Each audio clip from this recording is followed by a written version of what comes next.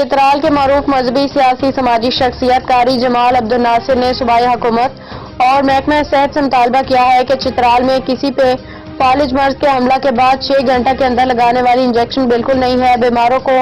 6 घंटे के अंदर पेशावर या इस्लामाबाद पहुंचाना नामुमकिनात में से है। लिहाजा सूबाई हुकूमत फौरी तौर पर कम अज कम DHK अस्पताल चित्राल में इंजेक्शन की फराहमी को यकीनी बनाए ताकि इस दूर अफ्तादा और पसमानदा इलाके के मरीजों की बर वक्त इलाज मुमकिन हो सके। चूँकि कई मरीज इंजेक्शन चित्राल में न होने के बायस इलाज से महरूम रहे, क्योंकि चित्राल दूर अफ्तादा होने की वजह से पेशावर या इस्लामाबाद बर वक्त नहीं पहुंचा सकते,